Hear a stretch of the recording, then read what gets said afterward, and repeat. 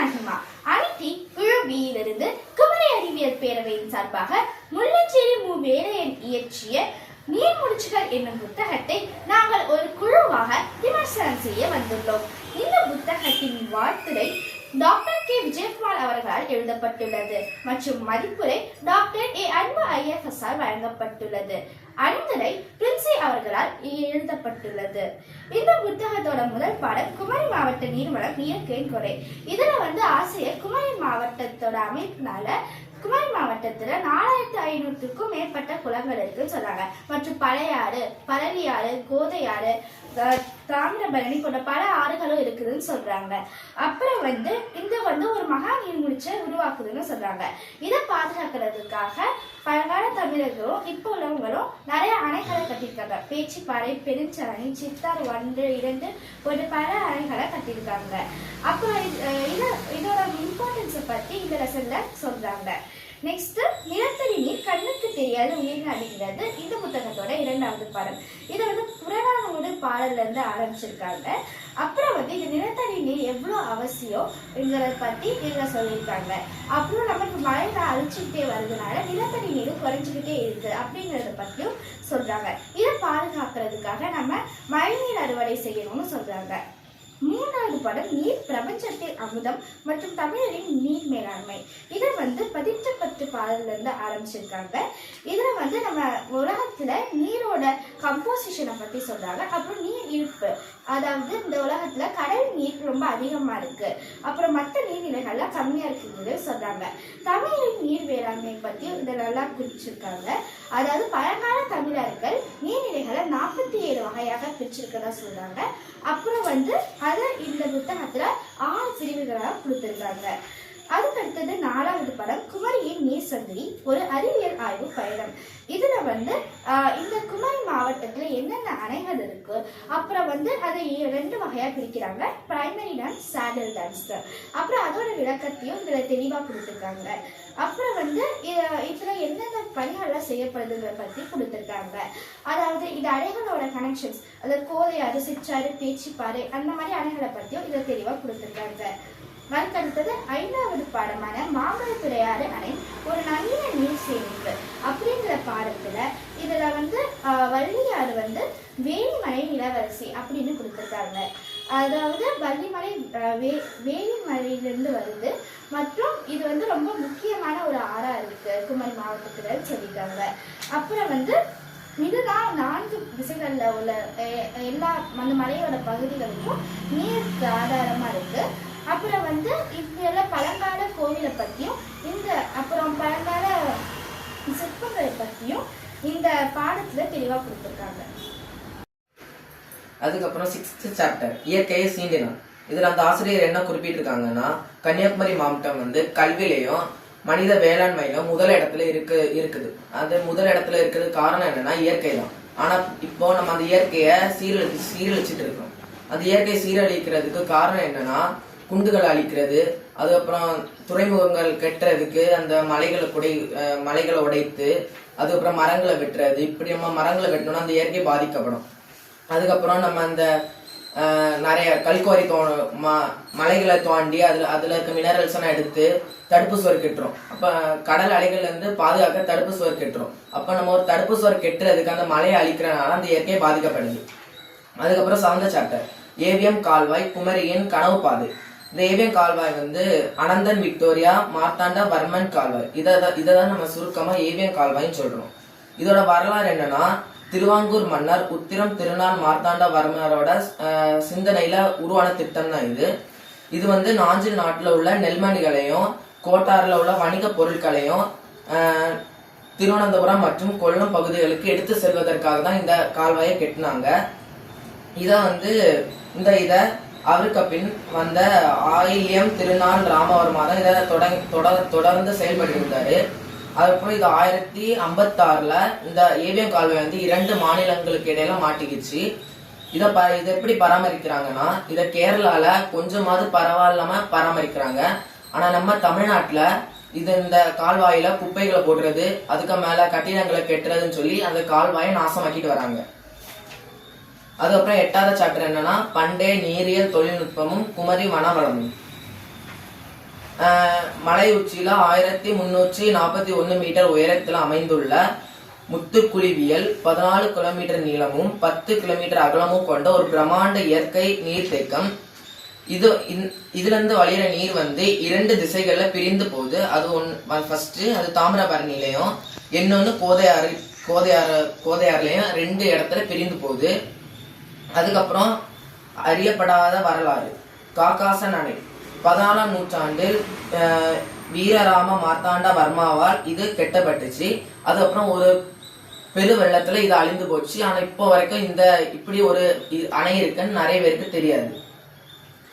அதுக்கப்புறம் 9ஆம் நூற்றாண்டு நதி நீரணைப்பு.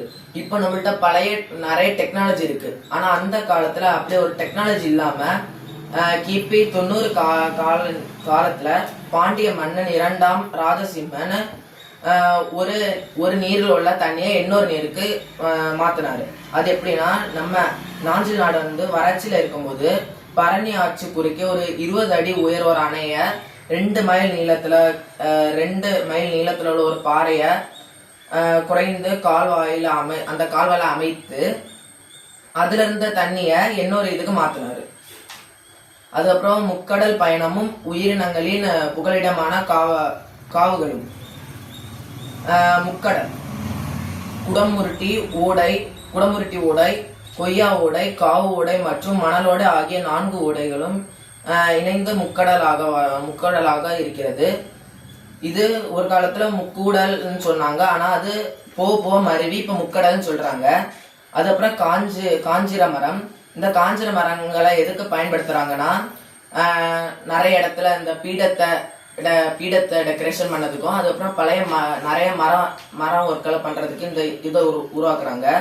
இப்போ நம்ம இந்த காஞ்சிர மரத்தை காட்டுல இருந்து வெட்டும் போது இதுல நிறைய பறவைகள் வாழுது. அந்த பறவைகள் வந்து அந்த மரத்துல இருக்க சில இதெல்லாம் தின்னு அதை எச்சமா போட்டுதான் அந்த காட்டுல நிறைய மரங்கள் வளருது. அந்த காடும் எக்ஸ்பேண்ட் ஆகுது. இப்போ நம்ம இந்த மரத்தை வெட்டி ஃபுல்லா அதை இது பண்ணிட்டு இருந்தோம்னா அந்த பறவைகளுக்கு ஒழுங்கான வாழ்விடம் கிடைக்காது. அதுக்கப்புறம் அதோட அந்த உணவு சங்கிலி பாதிக்கப்படும். 10ஆம் பகுதி மேல்கோதையார் மேகங்கள் முத்தமிடும் நீர்முடிச்சு. கன்னியாகுமரி மாவட்டத்துல தான் மேல்கோதையார் இருக்குது. இது வந்து புவியியல் ரீதியா வந்து குமரி மாவட்டத்தின் விளவங்கோடு சட்டமன்ற தொகுதிக்கு உட்பட்டதா இருக்கு. ஆனா இந்த அணையை நம்ம அடையணும்னா நம்ம வந்து இது திருநெல்வேலி மாவட்டத்தின் மணிமுத்தார் மாஞ்சோலை வழியா நம்ம போகணும்.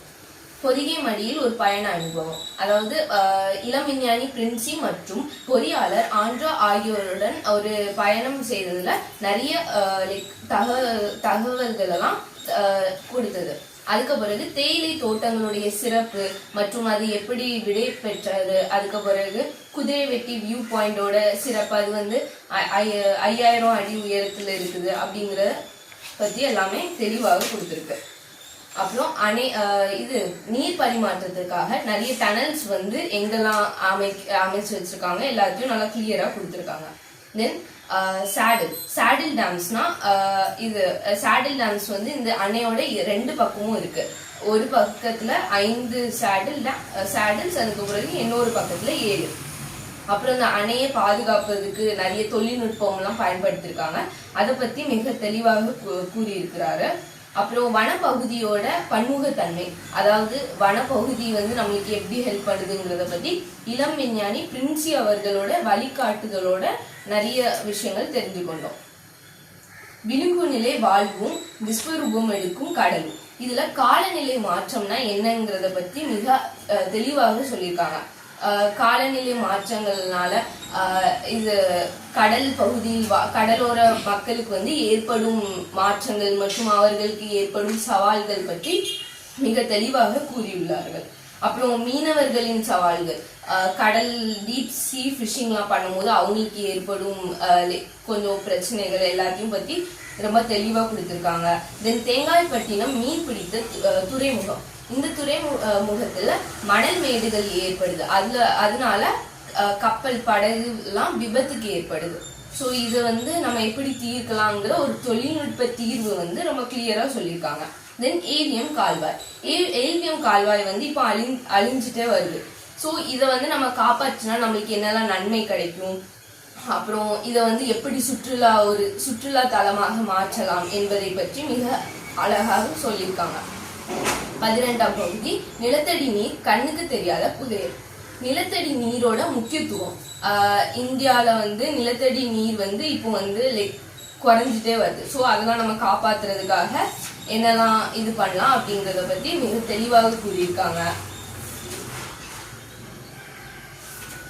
அப்புறம் குமரி நிலத்தின் நீர்கொடையும் பாசன வரலாறு சுவடுகளும்.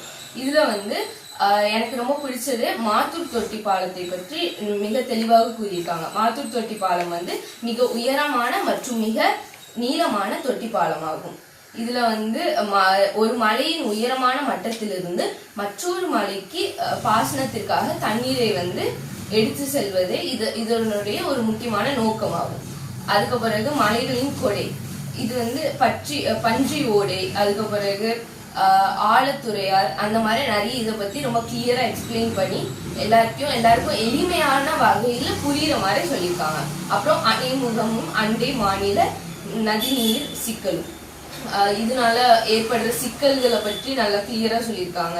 அப்புறம் வனங்களை பாதுகாப்பதுனால நம்ம வாழ்க்கையில் என்னெல்லாம் நம்மளுக்கு என்னெல்லாம் பயன் வருது அப்படிங்கிறத பத்தி மிக தெளிவாக சொல்லியிருக்காங்க. அடுத்தது மரங்கரை நீரின் வேர்கள். இதுல வந்துட்டு முதல்ல ஒரு தத்துவம் கொடுத்திருக்காங்க. மண்ணின் நீர் நிலைக்க மரம் வேண்டும். இதன் அடிப்படையில தான் குமரி நிலத்துல நீர் பாதுகாக்க 140 உயிர்கள் வந்துட்டு துண்டுகளாக இங்க கொடுக்கப்பட்டுள்ளது. ஃபர்ஸ்ட் மரங்கள் வந்துட்டு நமக்கு 3 முக்கியமான பாடங்களை சொல்லி கொடுக்குதுன்னு இது சொல்லுது. அது என்னவென்றால் நம்பிக்கை, தியாகம், பின்ன பொறுமை. இங்க கொஞ்சம் மரங்களும் அதோட பயன்களையும் கொடுக்கப்பட்டுள்ளாங்க. எக்ஸாம்பிளுக்கு பனை மரம், அது வந்து நிறைய யூசஸ் இருக்கிற ஒரு மரம். வேப்ப மரம் தூய்மையான காற்று நமக்கு தரும், நோய் இல்லாம மருந்தாக நமக்கு பயன்படும். நம்ம வந்துட்டு கொஞ்சம் எதிர்காலத்திற்கு என்னெல்லாம் பண்ணலாம், லைக் நம்ம நிறைய மரம் நடலாம், மரத்தை கொஞ்சம் வெட்டாம இருக்கலாம். இப்படி எல்லாம் இருந்தா நமக்கு நீர் சேமிக்க முடியும். அடுத்த சாப்டர் வந்துட்டு கல்லணைக்கு முந்தைய மண் அணைகளும் குமரியின் பாசன பரிணாமம்.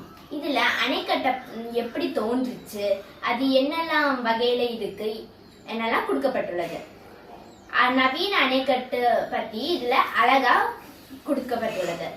நவீன அணைக்கட்டுன்னு சொல்லும்போது பேச்சிப்பாறை, பெருஞ்சாணி, சிற்றாறு 1 மற்றும் 2 இந்த அணைக்கட்டெல்லாம் நம்ம வந்துட்டு பழைய ஸ்டைல்ல கட்டாம கொஞ்சம் பிரிட்டிஷ் ஸ்டைல்லையும் அதோட கொஞ்சம் அறிவியலையும் ஐடியாஸ் எல்லாம் வச்சு கட்டப்பட்டது.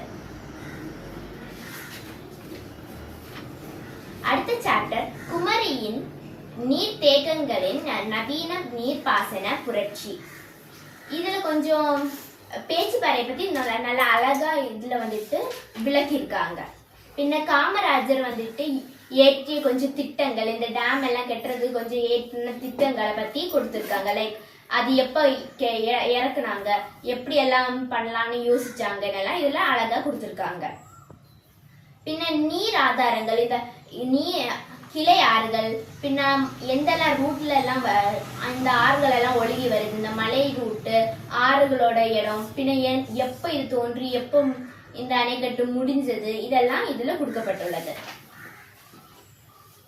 அப்புறமாக விளாந்துறை லிப்ட் பாசன திட்டம், ஏவிஎம் கால்வாய், இதெல்லாம் பத்தி நல்ல விளக்கமா கொடுத்திருக்காங்க. இந்த எதுக்காக கேட்டினாங்க, எப்போ கேட்டினாங்கன்னெல்லாம் விளக்கமாக கொடுத்திருக்காங்க.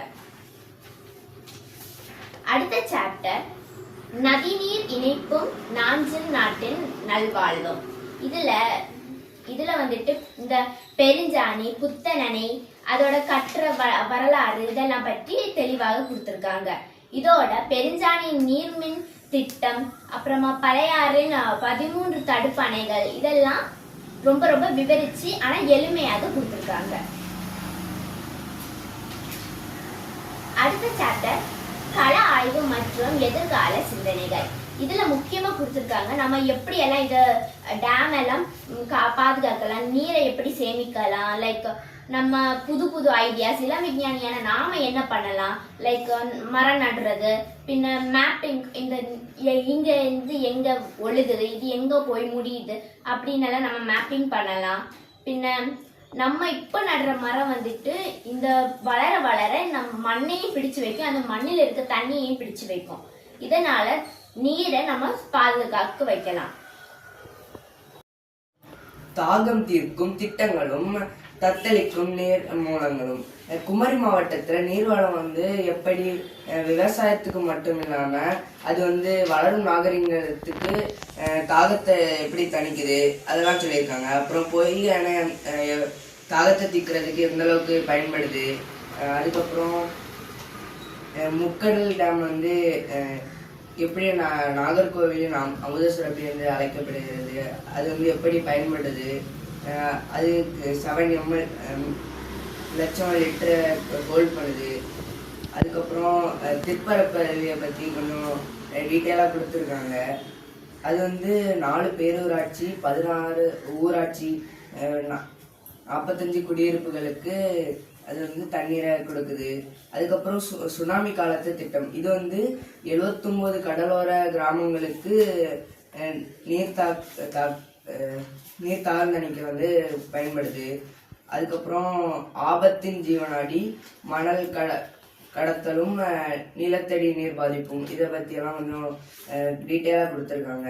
அதுக்கப்புறம் நம்ம எப்படி தீர்வு காணலாம், முன்மொழிவுகள், இதெல்லாம் பற்றி கொஞ்சம் டீட்டெயிலாக இது பண்ணியிருக்காங்க.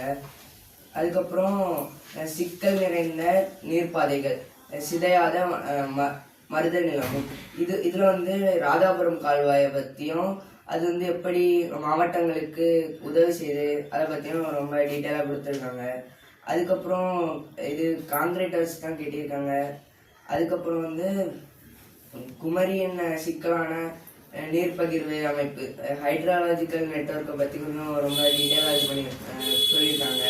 அதுக்கப்புறம் மருத நில ஆய்வு அது எப்படி நடந்துச்சுன்னா கொஞ்சம் டீட்டெயிலாக என்ன ஆசிரியர் குறிப்பிட்டிருக்காரு. அதுக்கப்புறம் சுற்றுச்சூழல் சமிக்ஞைகள், வண்ணத்து பூச்சிகளும் உயிர் சூழலும், இதில் நம்ம பட்டாம்பூச்சி எந்த அளவுக்கு உதவி செய்யுது இதை பற்றியெல்லாம் குறிப்பிட்டிருக்காங்க. அதுக்கப்புறம் மலைத்தடங்களும் மறைந்து வரும் நீராதாரங்களும் ஒரு கள ஆய்வு, இதில் நம்ம முள்ளஞ்சிரி சார் எப்படி கள ஆய்வு பண்ணாரு அதை பற்றியெல்லாம் குறிப்பிட்டிருக்காங்க. அதுக்கப்புறம் முக்கடல் டேம் எப்படி நம்ம உதவி செய்யுது, அதுக்கப்புறம் வள்ளியாறு அதை பற்றியும் கொடுத்துருக்காங்க கொஞ்சம். அதுக்கப்புறம் சிறிய வாய்க்கால்கள் எப்படி உதவுகிறது. அதுக்கப்புறம் பள்ளிக்கூட்டம் அணை, அந்த கலப்பயணத்தின் பாடங்கள், இதெல்லாம் பற்றி கொஞ்சம் கொடுத்துருக்காங்க.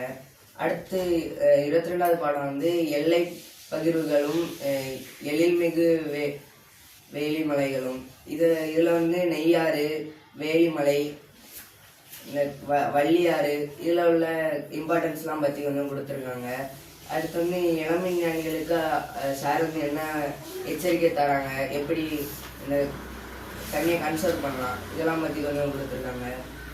அதுக்கப்புறம் மலைமூடுகளும் மின்சாரம் ஒரு ஆழமான தேடல், இதில் மேல்கோதையாறு, காளிமலை, நீர்ப்பாதைகள், இதெல்லாம் பற்றி கொஞ்சம் டீட்டெயிலாக கொடுத்துருக்காங்க. அதுக்கப்புறம் இளம் விஞ்ஞானிகள் புதுசாக என்னெல்லாம் கண்டுபிடிச்சிருக்காங்க இதெல்லாம் பற்றி கொஞ்சம் டீட்டெயிலாக கொடுத்துருக்காரு. அதுக்கப்புறம் வரலாற்று புனைவுகள், உண்மைகள், இதெல்லாம் பற்றி கொஞ்சம் கொடுத்துருக்காங்க. இந்த 24வது தலைப்புல இந்த சதுப்பு நிலங்களையும் இந்த அலையத்தி காடுகளையும் பத்தி சொல்லியிருக்காங்க. இதுல வரலாறு என்னன்னா 1990ஆம் காலகட்டத்துல நாகர்கோயில்ல உள்ள இந்து கல்லூரியை சார்ந்த இவங்க பேராசிரியர் டாக்டர் சந்தனகுமார் அவங்களின் முயற்சியால இந்த அலையத்தி காடுகள்லாம் உருவாக்கப்பட்டுச்சு. அடுத்து ஆனா இப்போ 150 ஹெக்டார் அளவுல நல்ல கம்பீரமாக இருக்குது அப்படி சொல்லியிருக்காங்க. அடுத்து இந்த அலையத்தி காடுகள்னால அதுல உள்ள சில மரங்கள், சொல்லப்போனா சுரப்பொண்ணு மற்றும் கண்டல், இந்த மாதிரிப்பட்ட மரங்கள் 90% இந்த கடல்ல உள்ள தண்ணியில இருக்க இந்த உப்பை பியூரிஃபை பண்ணுது. அடுத்து இவங்க என்ன சொல்லியிருக்காங்கன்னா இந்த அதில் உள்ள நண்டுகளின் பங்கை பற்றி சொல்லியிருக்காங்க. நண்டு போட துணை வந்து இந்த மரங்களுக்கு தேவையான அளவு நல்ல ஆக்சிஜன் கொடுக்குது அப்படின்னு இதில் சொல்லியிருக்காங்க. அடுத்து உயிர்கோளும் மரங்களின் பாதுகாக்கப்படுகிறது. இந்த அறிவியல் உண்மையை வந்து மக்களுக்கு கொண்டு சேர்க்க இந்த குமரி அறிவியல் பேரவை வந்து நல்லா பாடுபடுறாங்க அப்படின்னு சொல்லியிருக்காங்க. அடுத்து வந்து சதுப்பு நிலங்கள் பற்றியும் இதுல சொல்லியிருக்காங்க. இது வந்து இது வந்து என்ன சொல்லியிருக்காங்கன்னா, நிலத்தில் இருந்து வரும் கழிவுகளை வந்து இது நல்லா பியூரிஃபை பண்ணிட்டு சுத்தமான தண்ணீரை இது அளிக்கிறது அப்படி சொல்றாங்க. அடுத்து இந்த 25வது தலைப்புல எப்படி நவீன வேளாண்மையும் நாளைய விடியலும் இந்த தலைப்புல என்ன சொல்லியிருக்காங்கன்னா, ட்ரோனு, சொட்டு நீர் பாசனம் இதெல்லாம் வச்சு நம்ம எப்படி இந்த ஃபார்மிங்கை நல்லா செய்யலாம் அப்படின்னு. இப்போ ட்ரோன் வச்சு நம்ம படம் பிடிச்சிட்டு எந்தெந்த இடத்துல இந்த இதெல்லாம் நியூட்ரிஷன் கம்மியா இருக்குதோ அதெல்லாம் கண்டுபிடிச்சிட்டு அந்த இடத்துல நல்ல நியூட்ரிஷனான உரங்கள் போடலாம். அடுத்து எந்த இடத்துல பூச்சி தாக்கம் அதிகமா இருக்கோ அதெல்லாம் கண்டுபிடிக்கலாம். இது இப்படி சொல்லியிருக்காங்க. அடுத்து இந்த சொட்டு நீர் பாசனத்தை வச்சுட்டு நம்ம எப்படி இந்த செடிகளுக்கு கரெக்டாக தண்ணி ஊத்துறது இப்படிலாம் சொல்லியிருக்காங்க. 26வது காடுகளின் நீரின் ஊற்றுக்கண். அதாவது இவங்க என்ன சொல்லியிருக்காங்கன்னா, காடுகள் தான் இந்த நீரின் ஊற்றுக்கண் அப்படின்னு சொல்லியிருக்காங்க. இது எப்படின்னா, கன்னியாகுமரி மாவட்டத்தின் நீர்வளம் என்பது வெறும் அணைக்கட்டில் இல்லை, ஆனால் இது வந்து 75 மில்லியன் ஆண்டுகள் பழமையான இந்த மேற்கு தொடர்ச்சி மலை காடுகளிலிருந்து வரும் தண்ணீர் ரெண்டு இப்படி சொல்லியிருக்காங்க. இது வந்து கடல் மட்டத்தில் இருந்து 1341 மீட்டர் உயரத்துல இருக்கிற இந்த பூமி வந்து குமரியில் இது நீர் தொட்டி என்று சொல்லியிருக்காங்க. இதுல வந்து 10 முக்கிய நீர்த்தேக்கங்கள் ஆதாரமாக இருக்குது இப்படின்னா சொல்லியிருக்காங்க. 27வது தலைப்புல என்ன சொல்லியிருக்காங்கன்னா, நம்ம இளம் விஞ்ஞானிகளாக போன இந்த ஆய்வு பயணத்தை பத்தி இதுல கூறியிருக்காங்க. இயற்கைக்கு நாங்க போன ஆய்வு பயணம். 28வது தலைப்புல என்ன சொல்லியிருக்காங்கன்னா, நீரின்றி அமையாத உலகு இந்த இப்படின்னு சொல்லிய வள்ளுவரின் கூற்று கன்னியாகுமரி மாவட்டத்தில் மிகவும் பொருத்தமா இருக்கும் அப்படின்னு சொல்லியிருக்காங்க. அடுத்து மழை இல்லைன்னா மழை இல்லை, அதே மாதிரி மழை இல்லைன்னா இந்த உயிரினங்களும் வசிக்காது இப்படின்னு சொல்லியிருக்காங்க. அதனால நம்ம என்ன செய்யணும்னா இயற்கையை நேசித்து அதை காத்து வரணும் அப்படின்னு சொல்லிட்டாங்க. நீரின்றி அமையாது உலகு என்ற வள்ளுவனின் வாக்கு நமது கன்னியாகுமரி மாவட்டத்திற்கு மிக பொருத்தமானது. இந்த புத்தகத்தில் இயற்கையின் மாற்றங்களினால் மக்களுக்கு ஏற்படும் சவால்கள் மற்றும் அதன் தீர்வினை பற்றி மிக அழகாகவும் விரிவாகவும் கூறியுள்ளனர். இந்த புத்தகத்தில் கன்னியாகுமரி மாவட்டத்தின் நீர்வளத்தை பற்றிய ஒரு முழுமையான கள ஆய்வு பயணம் பற்றி இருக்கிறது. இது வெறும் ஆறுகள் மற்றும் அணைகள் பற்றிய ஒரு பட்டியல் அல்ல. இது வந்து நீரின் வரலாறு, வாழ்வியல், அறிவியல் மற்றும் சூழியல் ஆகியவற்றை இணைக்கும் ஒரு ஆவணம். மேலும் இந்த நீர்வளத்தை பற்றி மிக எளிமையாக இந்த புத்தகத்தில் தந்த முள்ளஞ்சேரி மு வேலையன் அவர்களுக்கும் இந்த வாய்ப்பினை KP மூலமாக எங்களுக்கு அளித்ததுக்கும் நன்றி.